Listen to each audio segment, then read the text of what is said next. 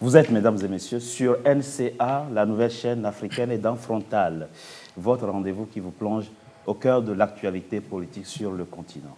Le général Assimi Goïta tient depuis 2020 les rênes de son pays, le Mali, qui compose avec deux de ses voisins, le Niger et le Burkina Faso, l'AES, l'Alliance des États du Sahel. Ce 20 novembre, l'homme a tout simplement limogé son Premier ministre, Choguel Kokala Maïga, en poste depuis 2021. Motif, son indélicatesse d'avoir ouvertement et publiquement critiqué la gestion du pouvoir par les militaires. Retour sur cette actualité dans cette émission où nous poserons un regard sur la gouvernance du président Goïta, de même que les défis prioritaires auxquels fait face le Mali. Et pour ce faire, trois invités avec moi. Ismaël Sako, vous êtes le président du Parti social-démocrate africain du Mali, le PSDA. Vous vous opposez frontalement au président malien que vous avez même une fois qualifié de terroriste. Vous êtes dur, mais nous resterons mesurés dans cette émission, le président étant une institution, donc par définition, une institution à respecter. Ce n'est pas de la censure, croyez-moi. En tout cas, merci Ismaël Sako d'avoir accepté notre invitation. C'est moi qui vous remercie pour cette opportunité que vous faites. Nicolas Bou, vous êtes connu de millions d'Africains, un grand soutien. Êtes-vous de l'AES dont vous saluez les initiatives à la fois politiques et économiques? Vous êtes même impatient de voir la Confédération battre sa propre monnaie. Vous êtes écrivain, vous avez écrit beaucoup de livres d'économie. Votre dernier livre a pour titre « Les solutions salvatrices de l'Afrique », publié aux éditions Solidarité Mondiale. Merci, professeur, d'avoir accepté notre invitation. Merci pour l'invitation.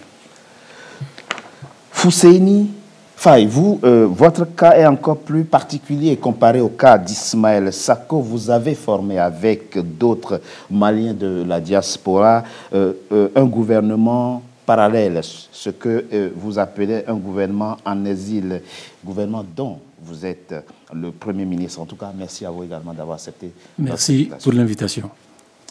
Commençons cette émission par une question simple. Nous étions donc le 20 novembre 2024, le couperet tombe. Le président Assimi Goïta limoge son Premier ministre. D'abord, très rapidement, Ismaël Sako, pour commencer par vous. Comment avez-vous vécu ce moment politique où un Premier ministre, publiquement, critique un pouvoir auquel il appartient? D'abord, je voudrais remercier l'ensemble de nos téléspectateurs qui nous suivent d'où ils se trouvent et dire encore une fois de plus que la crise malienne ne date pas d'aujourd'hui. Elle s'est de plus en plus métastasée, embourbée, et ce que notre pays traverse est gravissime. Je reste solidaire à l'ensemble des patriotes et démocrates maliens et de la sous-région qui œuvrent inlassablement pour le retour à l'ordre constitutionnel dans le Sahel central. Sahel central, je vais parler du Burkina, Mali et Niger. Pour ce qui est de Choguel Kokala Maïga, le clivant, Choguel, le caméléon. Choguel qui a su surfer sur l'ensemble des régimes on va dire, de 92 à aujourd'hui. Il savait qu'il allait être limogé. Il a compris qu'il a été essoré, il a été utilisé et qu'il s'est retrouvé isolé. Il a été utilisé. Et finalement, il a fait le jeu de la junte jusqu'en taclant les politiques, en salissant l'image de l'homme politique malien, en oubliant qu'il est lui-même politique. C'est lui, Choguel, qui va conduire le Mali vers la dérive, qui va être le conseiller et qui va parler de rectification de la transition. Et c'est lui qui va réunir les conditions pour isoler le Mali de la scène politique régionale et internationale. Finalement, Choguel se retrouve en tant que haut responsable du comité stratégique du M5 RFP, un M5 fragilisé, fracturé, divisé en 3 voire 4 portions. Donc politiquement, Choguel ne pèse plus. Il devient inaudible. À partir de ce moment, le chef de l'État et le président de fait de la transition du Mali, Assimi Goïta, comprend qu'il est temps de l'éjecter. Et dans les prérogatives du chef de l'État, c'est normal. Et quand Choguel sent que la page Choguel et le choguelisme grince, ne bouge plus, a montré ses limites, il sort, il feinte, et il essaie de jouer à la victime, donc il fait la victimisation. Malheureusement, sa sortie de ce fameux samedi n'a pas marché. Il est finalement au placard. Pour vous, il n'est victime de rien du tout. Mais vous dites deux choses sur lesquelles on reviendra tout à l'heure. Vous dites ce que vit votre pays, le Mali, est gravissime. Et vous dites, par ailleurs, que Choguel a conduit le Mali à la dérive. Pour vous, le Mali est en ce moment à la dérive. Bon, tout à fait. Je le confirme. On y reviendra tout à l'heure. Professeur, très rapidement, vous n'êtes pas malien, c'est vrai, mais vous êtes un grand observateur de la vie politique sur le continent. Vous suivez depuis quelques années maintenant l'AES, cette confédération d'États qui se forme. Mais avant de parler de l'AES, et restons au Mali, un Premier ministre qui publiquement critique le gouvernement dont il est le coordonnateur général. Vous avez vécu ça comment, cet instant politique, il y a quelques jours? Merci pour cette question. Je voudrais d'abord souligner que nous, autres Africains, nous rêvons de ce que nous appelons le panafricanisme souverain, lequel panafricanisme souverain est aujourd'hui porté par l'AES, c'est-à-dire Alliance des États du Sahel. Deuxièmement, il faut reconnaître que en politique, il y a ce qu'on appelle le triangle des souverainetés. Le mot triangle, c'est 3 points. La monnaie, la défense-sécurité et le droit positif, pour ne pas dire la Constitution. Si vous n'avez pas de monnaie, vous ne pouvez pas vous donner les moyens objectifs pour lutter contre tout ce qu'on appelle le triangle. En un mot, les moyens militaires, vous ne les avez pas. Donc, aujourd'hui, l'AES a cette vision. 1, battre sa monnaie. 2, l'AES a déjà démontré qu'elle lutte. Elle a pu même, dans le cas du Mali, libérer même Kidal. Et l'AES est actuellement en train de lutter. Donc, il faut garder le cap, c'est-à-dire s'unir malgré tous les conflits internes. Parce que nous sommes reconnus, nous les Africains, pour tous les problèmes internes. On met ça sur la place publique. Donc, l'Afrique doit absolument s'unir. C'est-à-dire, l'Afrique doit, comme on le dit, se déberniser, sortir de l'ordre colonial de Berlin de 1884-1885. C'est ça qui fait aujourd'hui la faiblesse de l'Afrique. Par conséquent, imaginez un seul instant. Vous êtes en prison et on vous dit, actuellement il est 11 heures. De 11 heures à 12 heures, la prison est ouverte. Tous ceux qui veulent sortir de la prison, ils sortent. Mais une fois il est 12 heures, on ferme. Et on ferme encore pour 10 siècles. À quoi correspond cette image? J'arrive dessus. Aujourd'hui, grâce à l'AES, il y a une lueur d'espoir. Aujourd'hui, grâce à l'AES, soutenue par, il ne faut pas l'oublier, par la Russie de Vladimir Poutine et ses alliés, c'est une occasion unique en son genre. J'insiste sur le mot en son genre. Parce que le jour où Poutine ne sera plus là, où la Russie va rentrer même dans l'OTAN, puisque la Russie a cherché à rentrer, eh bien les mêmes esclavagistes, ils vont faire bloc contre nous. Donc, il ne s'agit pas ici de mettre en exergue nos conflits internes. Maintenant, je reviens sur le problème de Choguel Maïga. Il faut tout de suite souligner que Choguel Maïga, il a montré à la face du monde que c'est un brillant. Il a des compétences. C'est lui qui a fait un discours magistral à l'ONU. C'est vrai. Et il a ouvert les yeux à tout le monde, pour ne pas dire à certains. Bon, bref, il a ce mérite-là.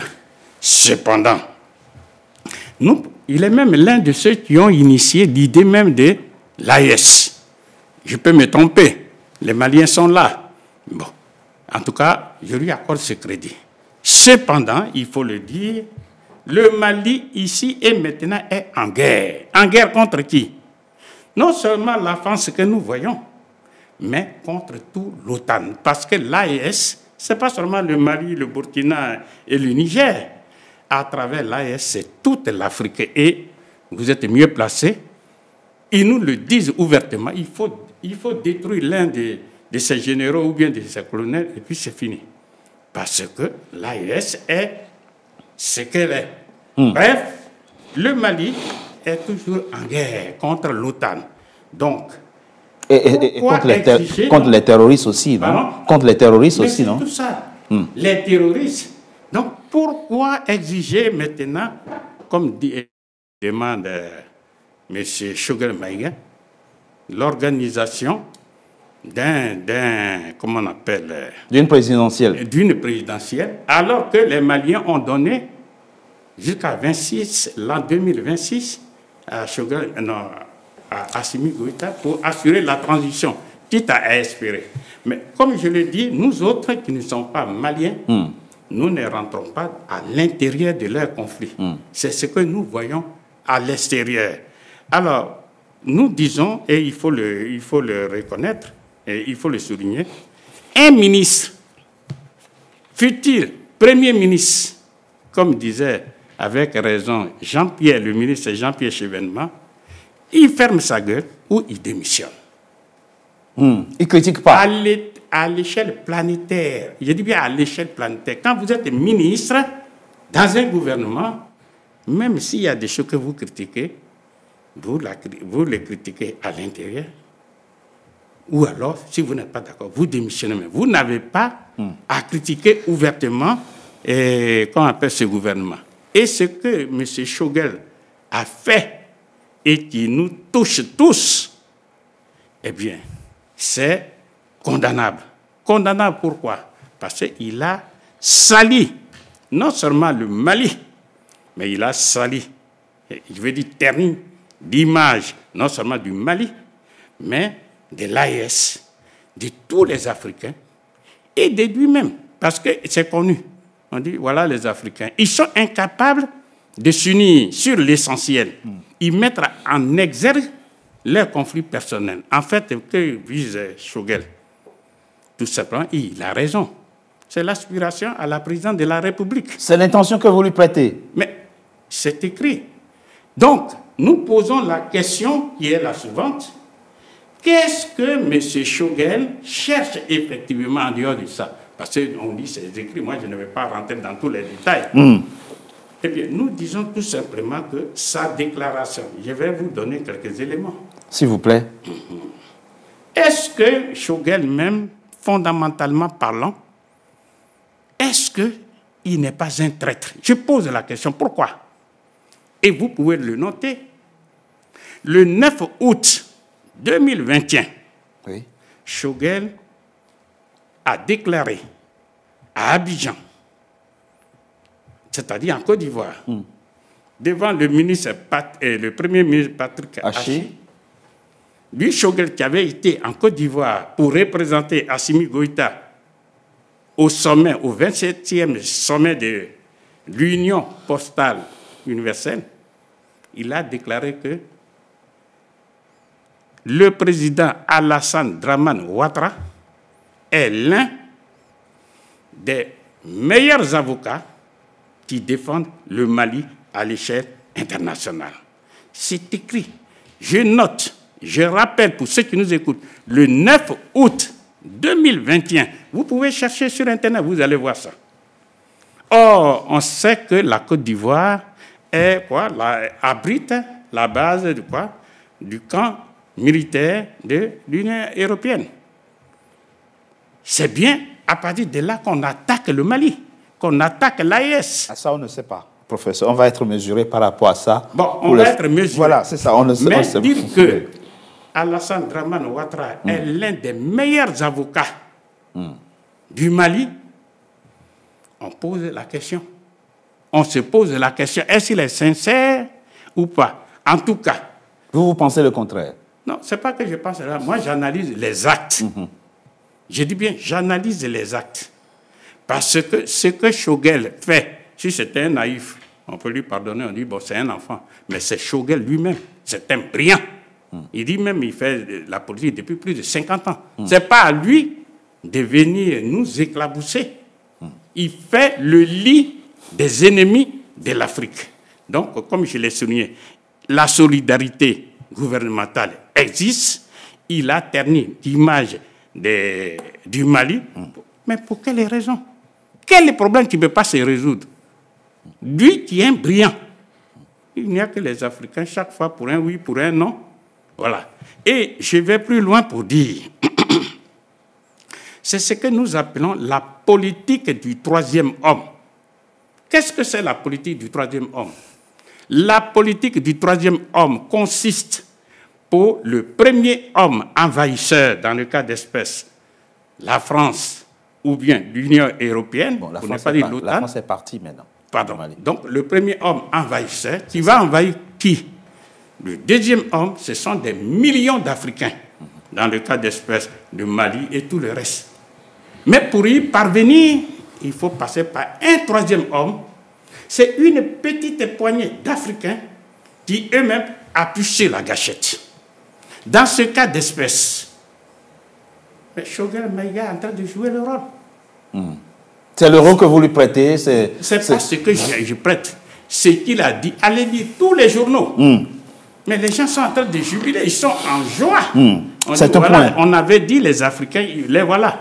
Parce que le tandem entre Choguel et le gouvernement du Mali, pour ne pas être Assimi Goïta, ça fait peur aux gens. On dit, voilà, ces Africains-là, bientôt, ils ne seront plus nos esclaves.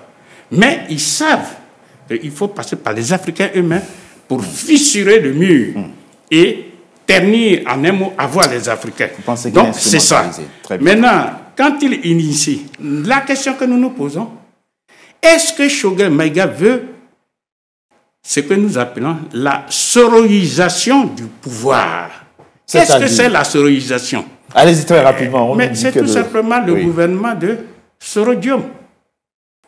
Sorodium était Premier ministre en Côte d'Ivoire. C'est vrai. Premier ministre de Gbagbo. De Laurent Gbagbo, oui. Mais ça ne l'a pas empêché, non seulement d'aller trahir Gbagbo, mais faire la guerre contre Gbagbo. Et aujourd'hui, il le regrette. Et nous autres, là, qui sommes des simples observateurs, nous ne souhaitons pas une reproduction de cette soroisation-là. Soro Guillaume a été Premier ministre après la rébellion. Pardon? Soro Guillaume a été Premier ministre après la rébellion. C'est suite à la rébellion que... Premier ministre de Ouattara. Dans le cadre de... Ouattara, mais on a bien compris, professeur... donc nous ne voulons pas de ça. Parce que les Africains, ça fait longtemps qu'ils souffrent. J'ai dit qu'il y a un souffle nouveau, il y a une nouvelle ère. Il faut saisir cette opportunité, laisser de côté nos conflits internes. Et puis, c'est ce que pense le professeur. C'est ce que nous souhaitons. Car le Mali, comme je le sais, est toujours en guerre. Le Mali représente tout l'espoir. Et aujourd'hui, peut-être qu'il n'en est pas conscient. Mais ceux qui veulent rentrer dans le Mali, que ce soit le Tchad, etc. Dans l'AES, vous voulez dire? Pardon, dans l'AES, mais ils sont freinés dans leur élan. Ils sont freinés. Et ce sont là les erreurs fondamentales de M. Choguel Maïga. Le point de vue est très clair, professeur. C'est très clair. La politique du troisième, vous l'avez dit, vous avez stigmatisé le manque de solidarité, de cohérence gouvernementale qui a caractérisé, la critique, le comportement, en tout cas, du Premier ministre Choguel Maïga. En tout cas, c'est du passé maintenant, puisque le nouveau Premier ministre a été nommé. Mais je rappelle que la personne qui est censée représenter le pouvoir dans cette émission, malheureusement, n'a pas pu répondre, n'a pas pu venir, mais je vois que le professeur joue très bien le rôle de cette personne, la Faye Fousséni, très rapidement. Le professeur l'a dit, mais je voudrais quand même revenir sur deux éléments qu'avait évoqué Ismaël et Sako, puisque vous pensez quasiment la même chose. Vous êtes, dites-vous, Premier ministre du gouvernement en exil. C'est quoi la dérive que vit aujourd'hui votre pays, le Mali, et qui vous pousse à constituer, hors du Mali, un gouvernement que vous appelez un gouvernement parallèle en exil? Qu'est-ce qui motive la formation de ce gouvernement à l'étranger? Très rapidement. D'abord, je vous remercie et je souhaitais quand même placer quelques mots par rapport à la question sur Shogel. Mais pour répondre à votre question, en fait, ce gouvernement de transition que nous avions mis en place en exil, bien sûr, répond à une espérance du peuple malien. Ça répond à une espérance dans la mesure où, déjà, juridiquement, le Mali se trouve dans un vide institutionnel. La transition était censée prendre fin le 26 mars, conformément au chronogramme qui a été présenté à tous les partenaires internationaux et à toutes les instances internationales, Oui. à commencer par la CEDEAO. Oui. Voilà. Donc, c'est comme ce qu'il disait tout à l'heure le professeur, quand il parle de 2026 comme étant la date butoir de cette transition. Et je suis désolé. Le souhait a été émis au dialogue de mai dernier, au dialogue national de mai dernier. Ce n'est pas au cours d'une partie qu'on change les règles. Les règles sont établies avant. Les règles sont établies avant. Donc, la formation de ce gouvernement, c'est comme une forme, comme je l'ai dit, d'espérance. Nous portons haut et fort l'espoir du peuple malien et nous voulons nous constituer en dernier rempart. Comme vous parlez du peuple malien, vous n'avez pas plus de légitimité que le pouvoir Bamako. Si. Vous avez été élu par qui? Et ceux qui sont à Bamako ont été élus par qui? Ah mais non, mais c'est pour ça que je pose la question. Je vous dis, autant vous critiquez le pouvoir, l'illégitimité du pouvoir malien. Monsieur Togbé, vous prenez la constitution du Mali. Oui. Le coup d'État est un crime imprescriptible. C'est écrit là-dedans. C'est écrit là-dedans et incontestable. Et dans la même constitution, il est dit que la désobéissance civile est reconnue par la loi. Je propose qu'on marque une coup de pause. On se retrouve dans quelques instants pour la suite de notre échange. Ça marche. À tout de suite. Merci.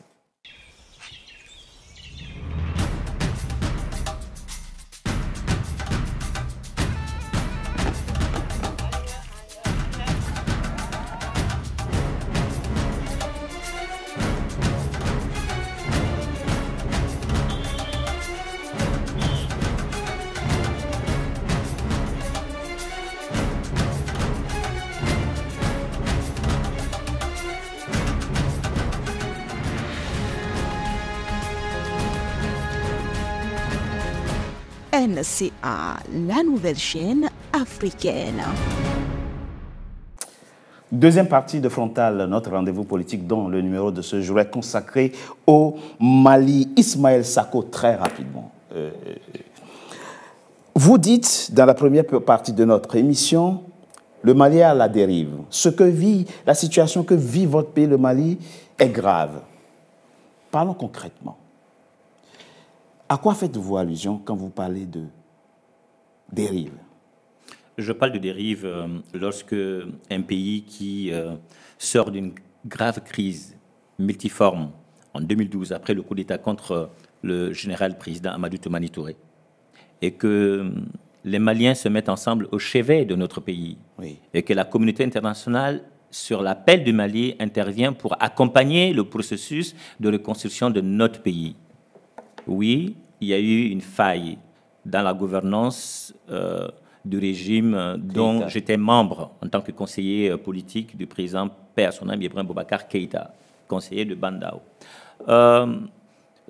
Ces manquements dans la gouvernance sur les questions de corruption, il faut le citer, et souvent même par endroit sur les questions de redevabilité, il faut le dire, est une faille et une faiblesse de notre régime et de la gestion de certains hommes politiques. Mais qu'à cela ne tienne, la réponse à ces dérives n'est pas de conduire un coup d'État, qui est un crime condamné, imprescriptible, tel que le dit notre Constitution. Un premier coup d'État et un second coup d'État. À partir de ce moment, les fondations de notre pays sont effondrées. Et quand tu fais un double coup d'État, en tant que soldat, tu trahis le serment que tu as prêté de porter ton pays, de protéger la nation. Alors quand Goïta fait son premier et son deuxième coup d'État, il prend l'engagement devant le peuple malien, lorsqu'il prête serment, pour dire, et ensuite il fait le tour d'un certain nombre d'institutions traditionnelles, de la chefferie locale, la notabilité locale, pour dire que je promets, chers aînés, de rendre le tablier de pouvoir au terme de 8 prochains mois. C'est lui qui le dit. Je me rappelle très bien quand il a rencontré les représentants. C'est vrai. Coutumiers. À partir de ce moment, qu'on le veut ou pas, chacun se met au diapason pour dire 8 mois, c'est peu, mais il faut aller vite. Il faut l'accompagner pour qu'on réussisse le pari de refaire le Mali, de le mettre sur les fonds baptismaux.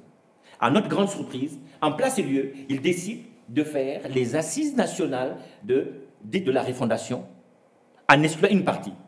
J'étais parmi les 7 présidents de partis politiques reçus à Koulouba en novembre-décembre 2021 en tant que porte-parole pour lui dire les yeux dans les yeux, en ces termes. Monsieur le président de la transition, je vous regarde les yeux dans les yeux. En tant qu'haut gradé de l'armée, vous allez engager le Mali dans un processus d'assises nationales pour repousser la date des élections, ne pas rendre le pouvoir, et vous allez conduire le Mali dans une sorte d'abîme. Et vous allez pousser la CEDEAO à sanctionner le Mali. Vous serez responsable de cette situation. Nous étions en quelle année? Nous étions en 2021. À Koulouba, au Palais. Mais j'ai la mission de vous dire, en tant que porte-parole et chef de parti politique, que nous n'accompagnerons pas le processus des assises nationales. Nous n'y participerons pas. C'est ce que vous allons critiquer au président les yeux dans les yeux. Et ceux qui m'entendent peuvent en témoigner. Donc, à partir de ce moment-là, la CEDEAO sanctionne le Mali. Assimi Goïta perd à ce jour, en 2024, 2 décembre, Assimi Goïta est l'un des rares chefs d'État de fait, président de fait, parce qu'il n'a ni la légitimité, ni la légalité. Il a perdu le soutien des Maliens. Et Assimi Goïta a isolé notre pays. Le Mali est isolé. Le Mali est isolé parce qu'aujourd'hui, le Mali est en crise. Et avec l'Algérie, en crise. Avec la Côte d'Ivoire, en crise. Avec la Mauritanie, en crise. Avec les pays de l'OTAN, le Mali n'a d'amis que ces petits voyous, membres de l'AES qui sont et le Burkina et le Niger. Je retire mon mot. C'est très important.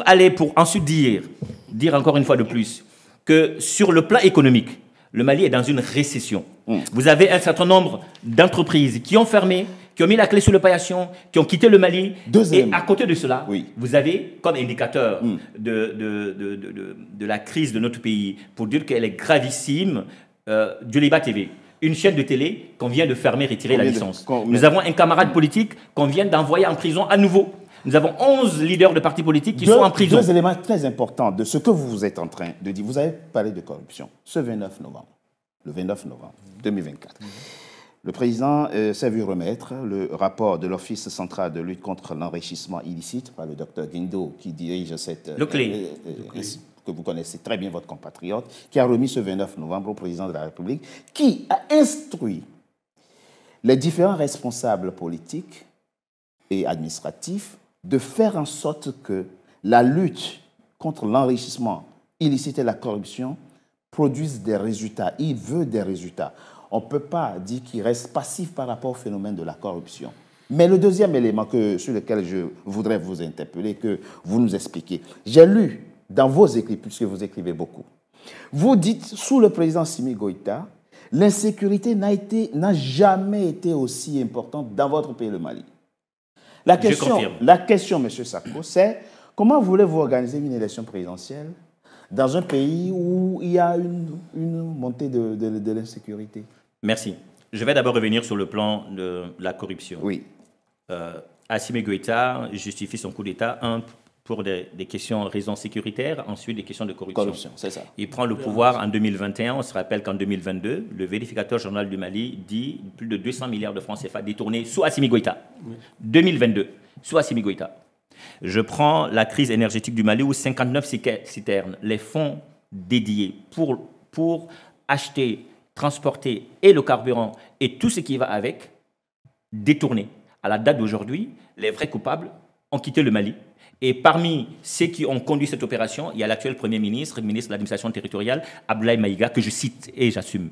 Et ensuite, vous avez le directeur de cabinet de Goïta qui a conduit une réunion à Koulouba dans ce sens avec un de ses conseillers, un conseiller spécial. Troisième élément, vous avez le ministre de l'économie et des finances associé, effectivement, l'actuel ministre des Finances. Donc, pour dire que l'entourage de Goïta est un entourage gangréné, corrompu. Je vais plus loin. Sur les questions de transactions aurifères, le Mali est l'un des meilleurs producteurs d'or en Afrique, notamment 3e il faut le citer, il faut le dire. continent. Mais fort malheureusement, vous avez remarqué, vous le lirez dans les articles, que ce tort est en partie sert à payer Wagner, qui profite de notre or, qui vient assurer la sécurité pour tuer des Maliens et s'enrichir. Wagner est payé avec l'or malien. 7 milliards. Vous reconnaissez que Wagner vient assurer la sécurité. À citer le Mali. Et 7 milliards de nos francs servent à payer Wagner. Et vous avez Assimi Goïta qui fait un hold-up. L'or malien ne brille pas pour le Mali, l'or malien brille pour Goïta et compagnie. Et c'est une proche de Goïta qui assure la transaction entre Bamako et Dubaï et la Turquie. Ça, c'est gravissime. Sur le plan sécuritaire. Sécurité et élection présidentielle, le lien. Le lien. J'avais dit à Goïta à l'époque, quand il nous avait reçus à Koulouba, mes camarades politiques, certains en prison, d'autres en liberté, peuvent témoigner. Je lui disais que vous êtes officier supérieur. Depuis que vous êtes au pouvoir, en 2020, fin 2020 à aujourd'hui, un an après, chaque semaine, c'est des villages qui tombent. À la date d'aujourd'hui, Farabougou n'est pas entre les mains du Mali, Goïta ne gère pas Farabougou. Goïta prend le pouvoir, il monte dans un hélicoptère, il se fait passer pour Rambo, il descend à Farabougou, tout le monde applaudit. De ce jour aujourd'hui, Farabougou n'a jamais été libéré. Deuxième élément, Tenzawaten, la raclée que l'armée malienne et les supplétifs russes ont reçue, où il n'y a pas eu de survivants. Je m'incline pieusement devant la mémoire de tous ceux qui sont tombés. Deuxième élément, Tenzawaten 2, Goïta envoie plus d'une vingtaine de blindés et il veut aller faire un face-à-face. Il arrive embourbé sur le trajet, il fait demi-tour. Échec Tenzawaten 2. Bamako, septembre 2024, c'est la gendarmerie nationale attaquée, plus de 67 de nos gendarmes calcinés. Mais ils ont réussi quand même à repousser l'ennemi. Non, ils n'ont pas réussi à repousser. Je vais terminer. Les terroristes kamikazes ne sont pas venus pour repartir, ils sont venus pour mourir. Ils n'étaient pas plus d'une vingtaine qui ont fait tuer plus de 67 de nos gendarmes calcinés à la gendarmerie nationale à Bamako. Et c'est l'aéroport de Bamako attaqué, c'est l'outil de défense. Notre avion qui est aujourd'hui cloué au sol. C'est des drones qui ont été détruits. Je vais tout simplement dire que sur le plan sécuritaire, Goïta, officier supérieur, a échoué sa mission régalienne. Il a aujourd'hui une portion du Mali qu'il contrôle. Il ne contrôle pas les 2 tiers du territoire de notre pays. Bien, mais ça répond, Goïta, je vais plus loin pour dire que Goïta, à son temps, c'est parce qu'il a échoué que le centre, que ce soit Badiangara, que ce soit Douanza, que ce soit Bankas, nous avons des tonnes de villages de ces régions qui déferlent vers Mopti, Sévaré et Bamako. Oui. Et ces villages sont obligés de se soumettre à l'autorité des terroristes. Et c'est sous Goïta que beaucoup de nos jeunes, faute d'emploi, faute de perspective, sont obligés d'être enrôlés. Et la famille paye l'impôt aux terroristes sous Assimi Goïta. Votre propos, il est clair. Je vais pour les questions d'élection. Tenzawaten, Farabougou, Bamako, tout ça connaissent aujourd'hui une véritable insécurité. Comment voulez-vous dans cette condition? Je vais plus loin. 2022, c'est le chef de cabinet d'Assimi Goïta qui est calciné sur la route de Nara. Oui. 2022, c'est Assimi Goïta à Kati qui est attaqué. Donc ça veut dire que les militaires, le tout militaire, n'est pas l'option, n'est pas la solution. Maintenant, on peut aller aux élections. On peut aller aux élections. On dit, c'est lui qui a présenté aujourd'hui sa feuille de route lors du remaniement du colonel Félon et Félin Ablaye Maïga, devenu Premier ministre, après avoir été Premier ministre par intérim, M. Choguel Kokala Maïga, qui a coupé l'aile sur le pied de Choguel. Ce monsieur, une fois nommé, après le premier conseil des ministres, fait un conseil de cabinet et présente les 8 mesures proposées par Goïta, et parmi les 8 mesures, l'élection présidentielle est en dernière position. Ça veut dire qu'ils n'ont pas l'intention d'organiser les élections. Maintenant, pour faire les élections, il faut avoir un plan de sécurisation nationale qui est différent du plan de sécurisation du processus électoral. Et faire le plan de sécurisation du processus électoral nécessite qu'on aille vers un apaisement de front social, et qui va vers apaisement de front social, va vers la paix et libère l'ensemble des opposants politiques détenus à Bamako, et libère la presse, et fait en sorte que nous avons une justice indépendante, une justice qui n'est pas au service d'un homme, du prince du jour. Ça nous amènera évidemment à évoquer les défis essentiels, les défis prioritaires dans la troisième partie de notre émission, puisqu'il nous reste 4 minutes pour cette partie. Très rapidement, professeur Nicolas Agbo. l'équation, elle est complexe. Le problème, il est complexe, finalement. Quand vous prenez le pouvoir, dans les conditions qu'on connaît, pour ce qui concerne le Mali, vous avez en face de vous vos compatriotes qui ont des besoins légitimes, besoin de liberté, besoin d'être associés à la construction du pays, besoin d'avoir des espaces politiques et de liberté à son profit. L'équation, comment on fait tout en gardant le cap, puisque vous disiez tout à l'heure qu'il faut garder le cap, comment on fait tout en gardant le cap et prêter attention quand même aux attentes légitimes de ses compatriotes? Parce qu'ils sont maliens eux aussi. Bien, merci. Ils sont maliens et c'est tout à fait normal qu'ils nous décrivent les problèmes internes du Mali, au Mali. Et je dis que c'est tout à fait légitime. Bien sûr. Mais moi, je retiens en tant qu'homme extérieur que dans une guerre de libération nationale, il y a des sacrifices énormes à faire. Aujourd'hui, nous regardons avec admiration la Chine. Mais quand on voit le départ de la Chine avant 1949, quand Mao et ses amis, ils luttaient âprement contre ceux qui étaient au pouvoir, les Chiang Kai-shek soutenus par les États-Unis. Lui-même, il le sait. Les Chinois avaient ce qu'on appelle le bol de riz. Il y a eu beaucoup de morts, beaucoup de sacrifices.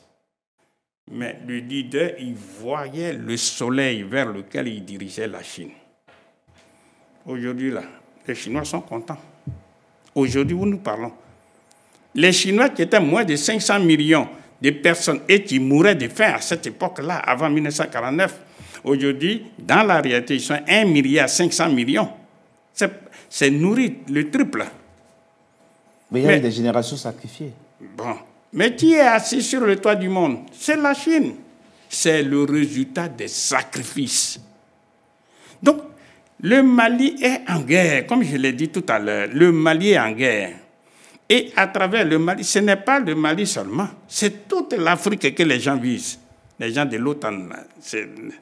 Donc, ici et maintenant, où nous parlons, il est évident, tout ce qu'il a dit, c'est tout à fait normal.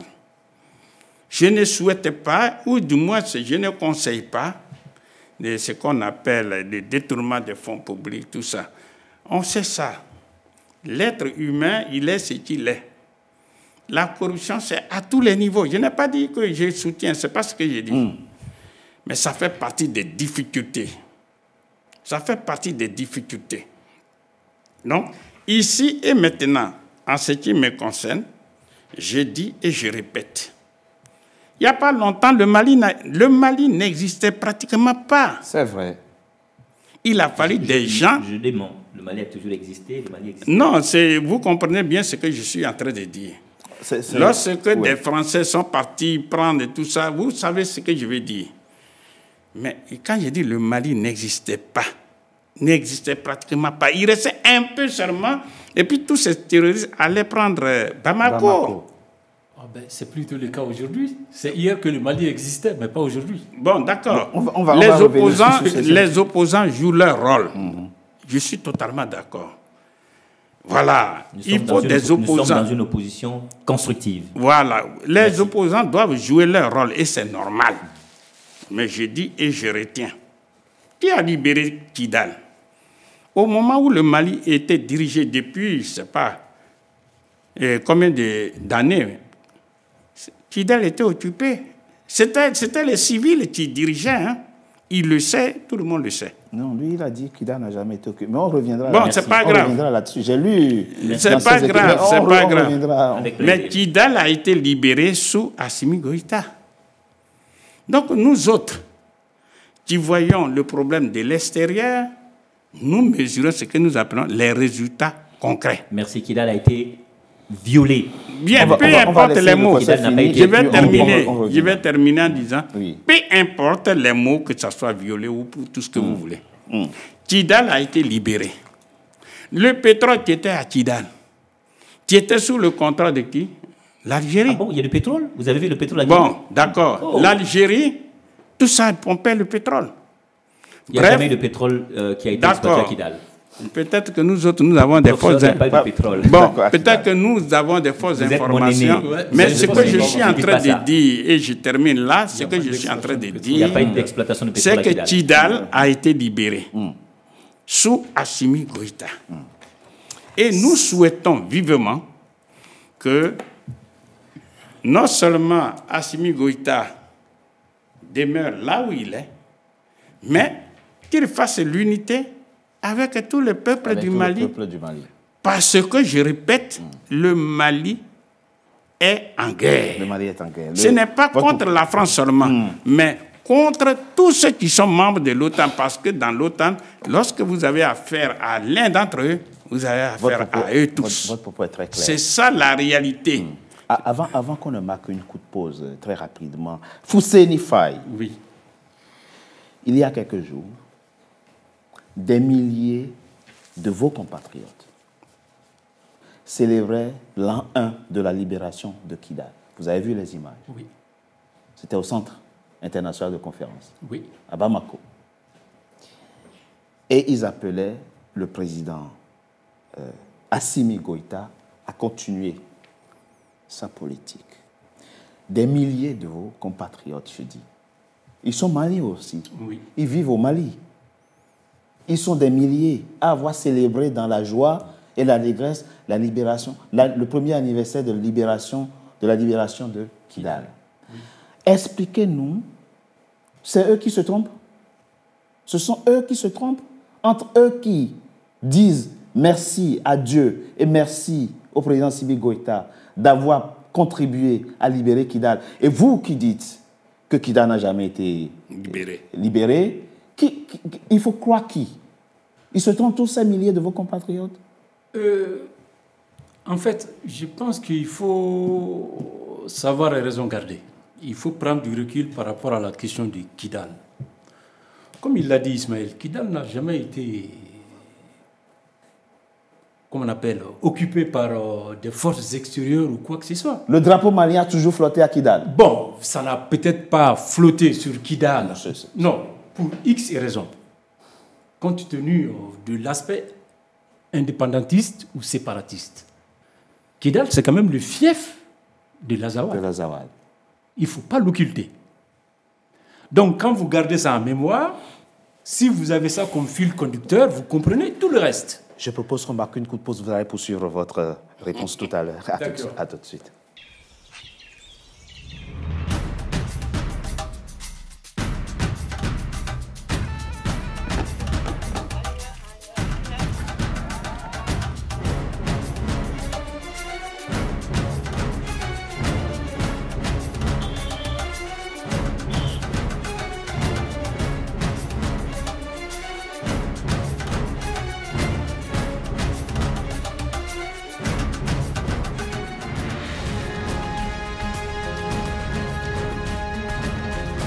NCA, la nouvelle chaîne africaine.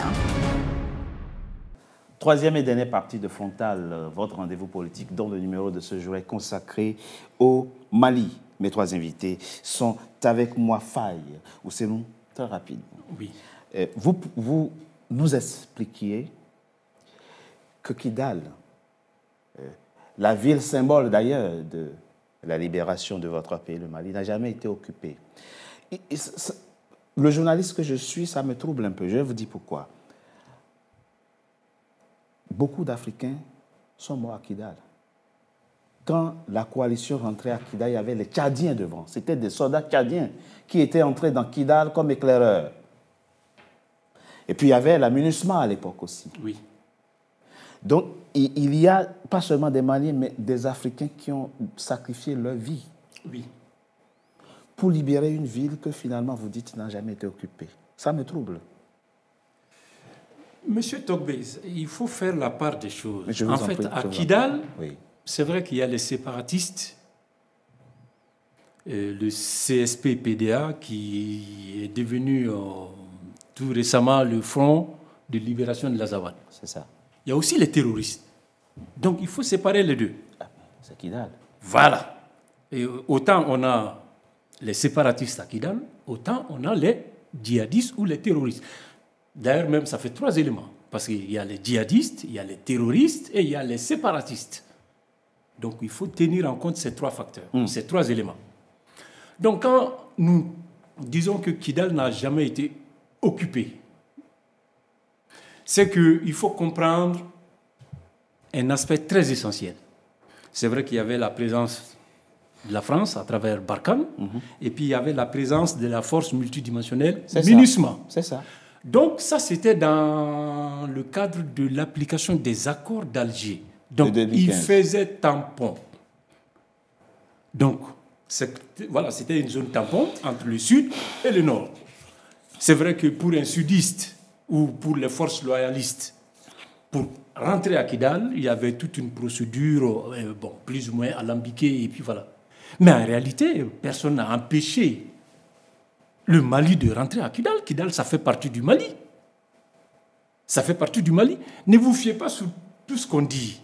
En réalité, il y a trop de propagande autour de Kidal. Que le drapeau malien ne flottait plus à Kidal, ça n'a aucune espèce d'importance. C'est un détail. C'est vrai que c'est symbolique. C'est symbolique. Quand le drapeau flotte à Kidal, le drapeau malien flotte à Kidal. C'est vraiment riche d'essence. Vous comprenez la joie de vos compatriotes qui ont célébré quelques jours la libération de Kidal? Absolument, absolument. Sauf que cette foule, on la draine, on la met sur une voie toute tracée. Pardon? Ils ont été instrumentalisés? Bien sûr. Mais bien sûr. C'est pas de dire ça de vos compatriotes. Quand on va faire sortir des élèves du primaire ou du collège, on leur dit, voilà, sortez pour manifester ou pour célébrer la libération. Je connais Laissez-moi finir, monsieur Tobé. Quand on fait sortir des élèves du primaire en leur disant, allez manifester votre joie par rapport à l'an 1 de la libération de Kidal, c'est une très bonne chose. Mais au même moment, on leur donne des banderoles pour demander la démission de Choguel. Et c'est contradictoire. C'est quoi le but finalement? Demander la libération, fêter la libération de Kidal. Les gens qu'on a vus là au Centre international de commerce, c'était des élèves du primaire. Bien sûr, même à l'intérieur du Mali. Vous n'êtes pas dans la politique politicienne là? Non. C'était des élèves du primaire, d'accord, très bien. Okay. On a vu les images. Moi, je n'ai pas vu d'élèves. On a vu les images. Vous avez vu des élèves absolument. De primaire. Je peux vous donner même le nom d'une ville précisément, à Kita, ou même à Kaï. D'accord, très bien. Écoutez, ce que je sais du peuple malien, c'est que quand le Malien veut manifester une opinion, il n'attend pas qu'on le lui dise, il descend. Je me souviens avoir fait plusieurs émissions sur votre pays et je me souviens que Mahmoud Dicko, quand il organisait une fronde contre Ibeka, il y avait 2 millions de Maliens d'Abamako, vous étiez là. Mais passons, Ismaël Sako, les défis de votre pays. Vous avez dit beaucoup de choses, comme vous avez évoqué beaucoup de difficultés. Des prisonniers politiques, dites-vous, vous dites, il y a des responsables politiques qui sont en prison dans beaucoup, dites-vous, qui sont en prison dans votre pays, le Mali, la presse, vous avez évoqué le cas de ce média, effectivement, qui fait l'objet d'une fermeture. D'un retrait de sa licence.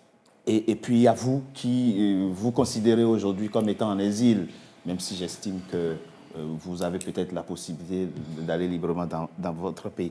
Comment on fait face à tout ça?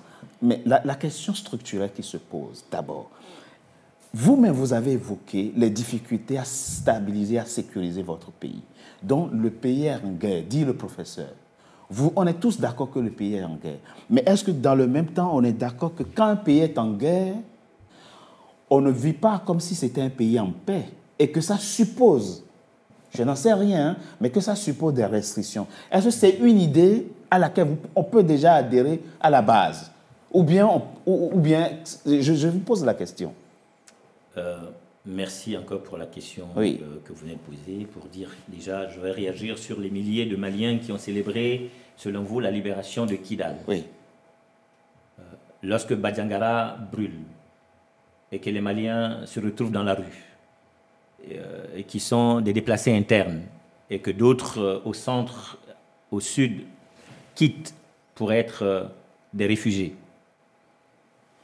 Et que, parce qu'un Premier ministre doit démissionner, que la junte, qui n'a pas eu la caution de leur guide spirituel, le shérif de Nioro, pour débarquer Choguel, maquille le limogeage de Choguel en mettant de l'argent à disposition pour que des leaders qui sont dans une situation économique dangereuse, précaire, mobilisent et font sortir, j'assume ce que je dis, et font sortir quelques Maliens dans certaines villes. Pendant que dans cette même ville, Badjangara marche, quand il réclame sa route, qui n'est pas goudronnée depuis l'arrivée de la junte, et qui est en difficulté frontalière avec les attaques terroristes, alors que Kaï était l'une des rares villes au Mali qui n'avait jamais connu d'attaque terroriste, si ce n'est pendant sous Assimi Goïta. Donc on comprend que le CICB, qui ne fait que 1000 places, ce n'était pas des milliers qui étaient au CICB. Tout le CICB te fait 1000 places. Oui, ben, dehors, donc, non, dehors, il n'y avait pas de gens au CICB, c'était 1000 places. Dans d'autres villes, ils ont mobilisé des gens. Mais, encore une fois de plus, c'était pour obtenir le limogeage de Choguel. En contrepartie, on parle de libération de Kidal. Normalement, si la libération de Kidal était une fête nationale, est une volonté populaire, la place de l'indépendance, qui a toujours connu une mobilisation effervescente, aurait dû accueillir des Maliens. Mais que non, les gens ne sont pas sortis. Expliquez. Les gens ne sont pas sortis à la place de l'indépendance. Pourquoi le président Assimi Goïta avait besoin que des Maliens manifestent avant de le limoger? C'est ça le paradoxe. Parce qu'il avait juste besoin d'un décret. Il n'a pas eu le courage, il fallait montrer à son guide, parce qu'il n'est pas courageux, parce que ce n'est pas un leader. Parce qu'Assimi Goïta a perdu la confiance des Maliens. Et il craignait effectivement que les Maliens ne se révoltent parce qu'ils étaient à un moment donné, certains étaient rédevables à Choguel. Je vais plus loin. Je vais plus loin. Pour dire que lorsqu'on me parle de panafricanisme, je suis d'accord que je suis africain. Mais nous ne sommes pas le panafricain qui pense que pour construire notre pays, il faut chasser des amis, bien qu'ils aient fait des fautes et des erreurs, on doit pouvoir discuter et nous assumer et changer de paradigme. Changer des mécanismes de gestion, de collaboration, de partenariat. Et nous battre pour que l'intérêt de nos pays, de nos populations prime. Mais comme le Sénégal le fait très bien, gentiment, avec une bonne diplomatie. Et non pas avec une diplomatie à cascade que nous avons connue dans le cas du Mali. Pour ce qui est des élections, pour dire que les défis de Assimi Goïta sont multiples. Le premier défi reste sécuritaire. Parce qu'il a pris le pouvoir, il dit 18 mois je rends le pouvoir, je stabilise mon pays, je ne suis pas intéressé. Là, on peut faire une présidentielle. Là, il refuse d'aller aux élections par 2 fois. On peut aller aux élections là où on est là, sur la base d'un principe de négociation, de paix, de stabilisation de notre pays, en associant le maximum d'acteurs, de la société civile, de la classe politique, de la notabilité à l'intérieur du Mali, y compris des groupes armés. Je vais encore rappeler que pendant qu'on se préparait pour aller aux élections, en 2023, c'est Assimi Goïta qui a préféré mettre fin à l'accord de paix avec les groupes armés pour prendre la décision unilatérale d'aller bombarder Kidal. Ne confondons pas, n'entretons pas de confusion au niveau de ceux qui nous suivent. Il y a groupes armés, il y a les groupes armés, effectivement. Je parle de groupes armés. Mais il y a les terroristes. Non, je parle de groupes armés du Nord. Je parle du CSP. Il y avait un accord de paix. Quand je parle d'accord de paix, je parle du CSP. Mais les terroristes qui attaquent les villes que vous citez. Non, les terroristes qui attaquent les villes que je cite, qui ne sont pas les groupes armés, on doit pouvoir discuter parce que ce n'est pas moi qui le dis. Avec eux? Ce sont les assises dites de la refondation que Assimi Goïta a imposées aux Maliens, qui a mobilisé certains Maliens qui sont venus, qui ont dit à Assimi Goïta: si on veut aller aux élections, si on veut la paix dans notre pays, nous te demandons d'aller discuter avec des terroristes maliens. Ils ont même dit Yadagali est malien, Amadou Koufa est malien. Ce n'est pas moi qui le dis, ce sont les assises nationales de la refondation. Deuxième élément, le pacte pour la paix. Ils ont fait récemment un forum pour la paix, il y a quelques mois, à Bamako, dirigé par l'ancien Premier ministre Youssouphi Maïga. Et là aussi, les conclusions, c'est qu'il faut aller. Et l'une des recommandations qui est sortie, c'est de faire la paix avec les terroristes maliens, dont Yadagali et Amadou Koufa. Vous soutenez cela? Je soutiens, je l'ai les toujours soutenu. terroristes qui ont attaqué Bamako en septembre et qui ont brûlé des militaires Bamako, et qui ont brûlé des gendarmes maliens, il faut discuter avec eux. Il faut discuter avec eux et il faut que la justice tranche et que ceux qui doivent être mis au banc des accusés répondent de leur forfait. Ben non, si on discute. Non, on discute, ça ne veut pas dire que la justice ne fait pas son travail. Ah non, attendez. Non, dans le processus de paix, Dans le processus de réconciliation, il faut dire la vérité, il faut que la justice joue son rôle, mais pleinement son rôle. Ça, c'est le premier défi. D'abord, l'autonomisation de la justice. C'est le défi d'Assimi Goïta. La sécurisation de notre pays. Ce n'est pas l'achat des drones, ce n'est pas l'achat d'équipements qui font la guerre. Ce n'est pas en payant 7 milliards de francs CFA à Wagner, pro-russe, par mois, contre notre économie, contre la création d'emplois, qu'on arrive à stabiliser un pays quand Assimi Goïta est lui-même, en tant que président de fait VIP, est protégé par la force turque Sadat. Il faut que Wagner sécurise gratuitement le Mali. Non, Wagner n'a pas sa place au Mali. Nous ne sommes pas d'accord que Wagner soit au Mali parce que, Wagner s'enrichit par l'or malien. Wagner s'enrichit sur les 7 milliards. Wagner tue, viole nos femmes, tue nos enfants, tue nos populations. Agresse et s'enrichit. Donc, pour nous, en termes de défis, il faut réussir le processus électoral. Mais à défaut de faire les élections, le souhait, c'est de travailler avec l'ensemble des forces vives de notre pays pour mettre en place une transition civile sans Assimi Goïta et sa classe et sa clique. Et cette transition civile va évoluer pour mettre en place un dispositif national consensuel pour aller vers des élections apaisées dans notre pays. C'est notre message, c'est la clé de sortie de notre pays, du Mali, pour revenir dans le concert des nations. Et le défi, c'est de faire la paix avec les pays voisins. C'est aussi de gérer la crise énergétique. C'est à cela que nous allons réussir à remettre le Mali sur les fonds baptismaux. Le message est très clair. En gros, il appelle le président Assimi Goïta à la démission et à la remise du pouvoir aussi. Tout à fait. Parce que après je vais terminer, après que Choguel ait été démis de ses fonctions, sachant que Choguel était un premier ministre, de fait, infusible, il faut qu'Assimi Goïta s'apprête, il faut qu'il se prépare. Après le limogeage de son premier ministre, le tour est à Assimi Goïta. Vous êtes de son avis très rapidement, nous sommes à la fin de cette émission. Bon, j'ai quand même beaucoup de choses à redire. Allez-y très rapidement. D'abord pour le limogeage de Choguel. Pour moi, Choguel, en un mot... C'est passé, c'était dans la première question, mais bon, il ne faut quand même pas oublier que Choguel a été le premier à se dire héritier de l'UDPM, l'Union démocratique du peuple malien, le parti de l'ancien président Moussa Traoré, qui a dirigé le Mali pendant 23 ans. Qui a été jugé après. Bon, de toute façon, Choguel est le seul à dire publiquement qu'il en est l'héritier. Donc, les années passant, si Choguel se retrouve aujourd'hui avec la junte, parce que moi, je n'aime pas dire le président Assimi, j'en ai honte. Ce n'est pas un président. C'est un chef d'une junte. Votre solution. Voilà. Quand Choguel dit, par exemple, que c'est un régime illégal et illégitime, il a été le premier à le dire. Il a suffi que Jean-Yves Le Drian le reprenne pour que ça fasse un tollé. Pourtant, Choguel l'a dit, le premier. Voilà. Donc, si aujourd'hui, il y a un imbroglio ou même des discordances entre Choguel et la junte, ce n'est pas pour rien. D'accord. C'est vrai qu'il était là symboliquement. Oublions Choguel, lui, il fait partie du passé maintenant. Non. Comment on sort de votre crise, de ce pour sortir de cette crise, ce que Ismaël Sako appelle dérive. Il faut rassembler les Maliens. Encore un autre dialogue national? Non. Des dialogues, il y en a eu assez. D'accord. Il faut faire quoi concrètement? Déjà, comme il l'a dit, il faut déjà libérer les responsables politiques qui ont juste commis le crime de se réunir entre amis, en famille, pour discuter. Mais quand les activités politiques sont suspendues... Mais non, mais ce n'était pas une activité politique, ce n'était pas dans l'espace public, c'était dans l'espace privé. Ils étaient au domicile d'un collègue. Voilà, donc on libère les prisonniers politiques. Quand vous prenez Rasbat, qu'est-ce qu'il a dit? Quel est son tort? C'est quand il met en avant les droits humains, les droits de l'homme. Rose Lavichère, quel est son crime? Parler de la cherté de la vie. On va plus loin, prenons Clément Dambélé. C'est quoi son crime? Le fait de dire à juste un ami, j'ai la possibilité de tuer mystiquement Assimi. Voici son seul tort. Oui, mais ce n'est pas négligeable. On a vu des chefs d'État dans des pays sérieux prendre des chaussures en pleine gueule. Excusez-moi du terme. Ça s'entend.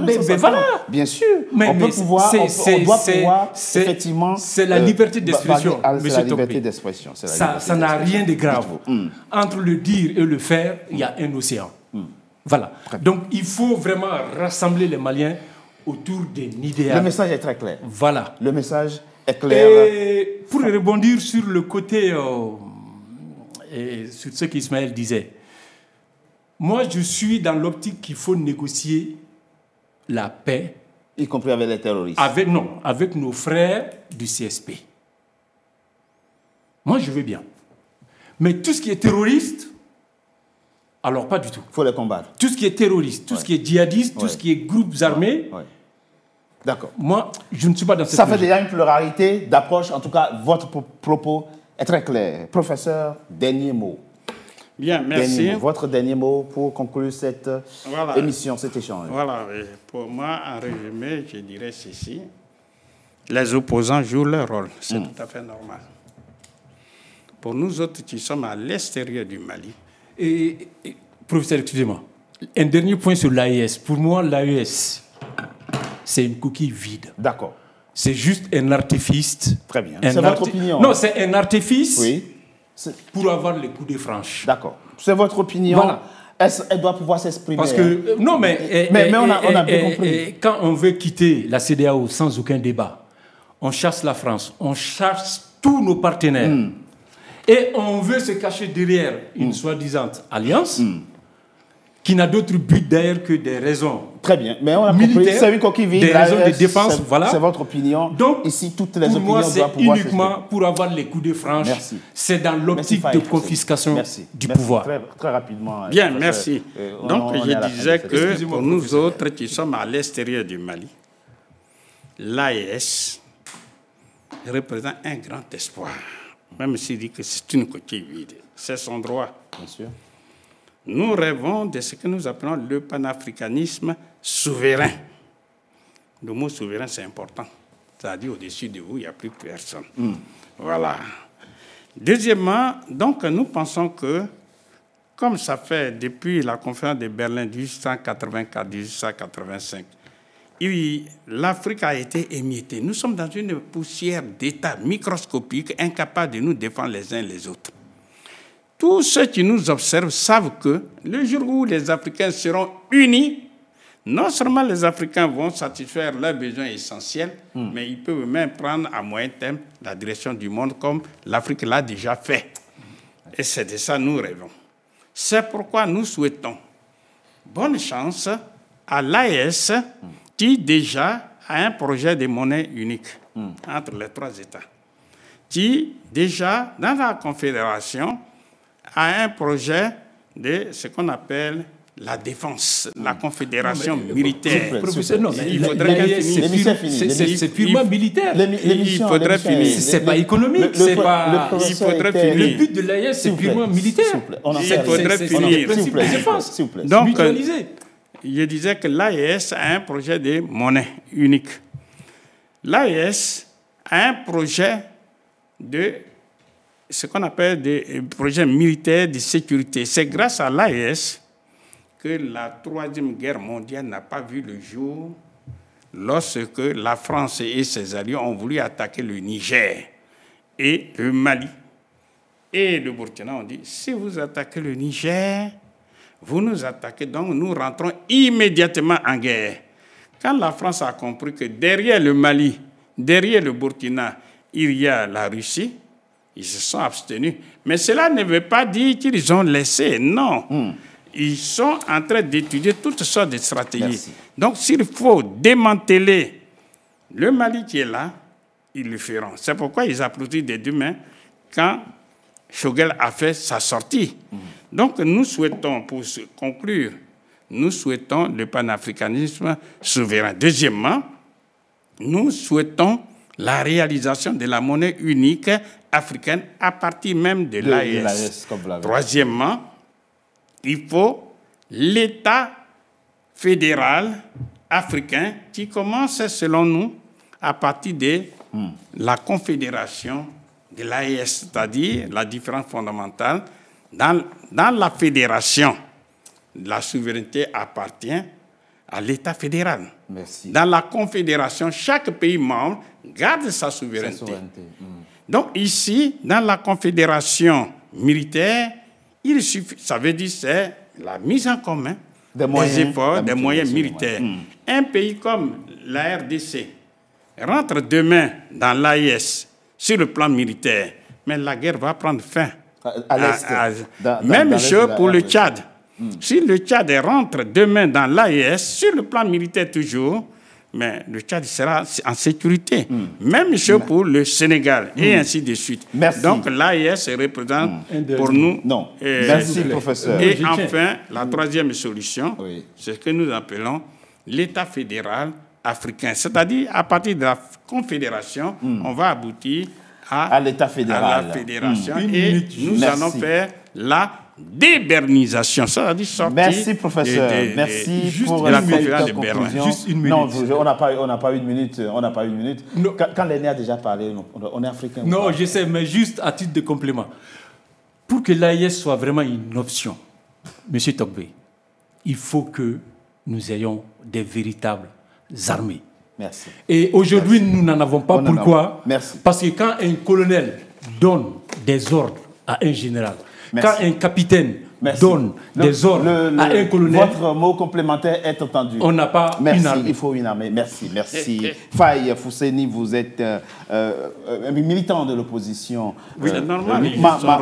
Malienne, vous êtes, moi, je ne vous appellerai pas Premier ministre, je suis légaliste, je respecte les institutions.